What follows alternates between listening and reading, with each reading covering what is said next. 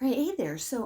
Just a reminder today about the quadratic formula that we have been practicing. A wonderful way to solve quadratic equations. And if you recall, this is something you need to memorize. I learned it to the tune of Pop Goes the Weasel, which is x equals negative b plus and minus the square root of b squared minus 4ac all over 2a. And you just make sure that your equation is in standard form. Your a is your lead coefficient, the coefficient in front of x squared. Your b is the coefficient in front of x, and your c is the constant. Plug that in, and it's going to give you your zeros, sometimes called the solutions. What's interesting is if you're not actually asked for the solution, if you are simply asked, how many solutions does this equation have? You do not have to go through this entire quadratic formula. You only need what is called the discriminant. The discriminant is this part right underneath the square root. So the b squared minus 4ac is called the discriminant, and it will tell you how many solutions that equation has. Now, it is very careful. Let me caution you, I guess. You want to be careful.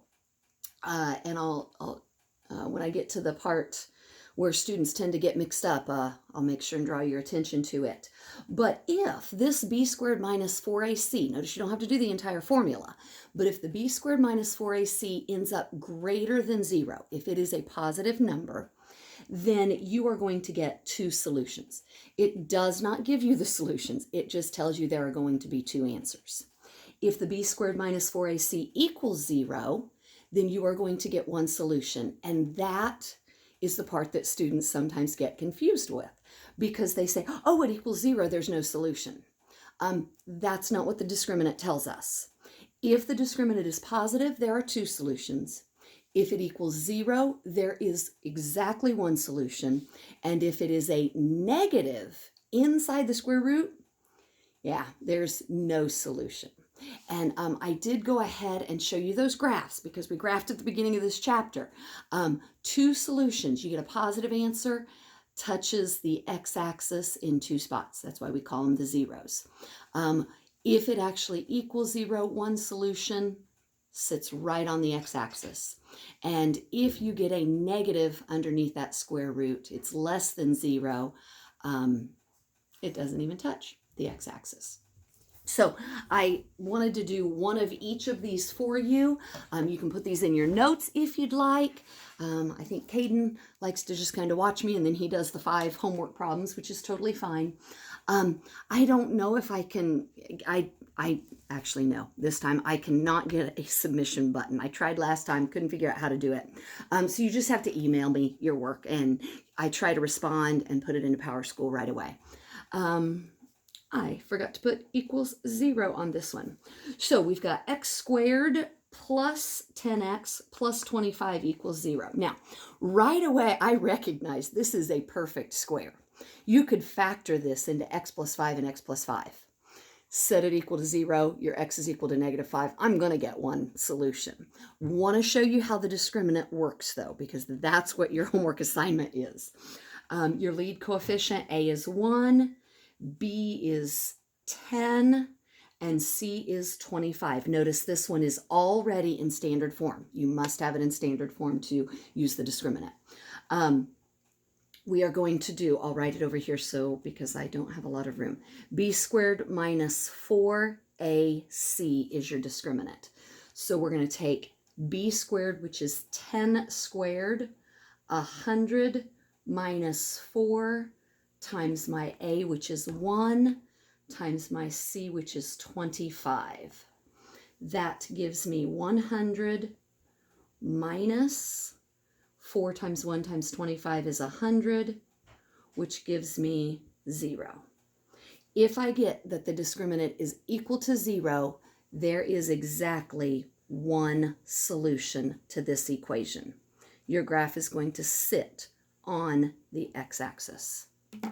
Number 2, notice it is not in standard form. X squared equals 9x, so I'm going to subtract the 9x from both sides to keep my equation balanced. I get x squared minus 9x is equal to 0. My lead coefficient, A, is 1. My B is negative 9. Please make sure you remember to include this sign. And I don't have a constant term, so that's going to be 0. Using this same discriminant here, I'm going to take b squared. Whether it's a positive number or a negative number, when you square that, you end up with a positive. Negative 9 times negative 9 is 81. Minus 4 times 1 times 0. That's going to give me 81 minus 4 times 1 times 0 is 0, which gives me 81. 81 is greater than 0, which means this particular equation has 2 solutions. And I'm out of room, so I'm going to abbreviate 2 solutions. Again, you quite possibly recognized there is a GCF right here. Factor out your x, and you would be left with x, and then a parenthesis, x minus 9 equals 0. Either using your zero product property, x equals 0, or x minus 9 equals 0. That's 2 solutions. But again, the discriminant doesn't give you the answer. It just tells you how many solutions there are. Last one, we've had a 1 solution, a 2 solution. Let's assume this one's probably going to be a no solution, since either up above or down below the x-axis does not intercept the x-axis. I also want you to notice how this is written. Sometimes your equations, it'll be y equals, and then you've got your a, b, and c. A is equal to a negative 1 in this case, b is equal to a 2, and c is equal to negative 4.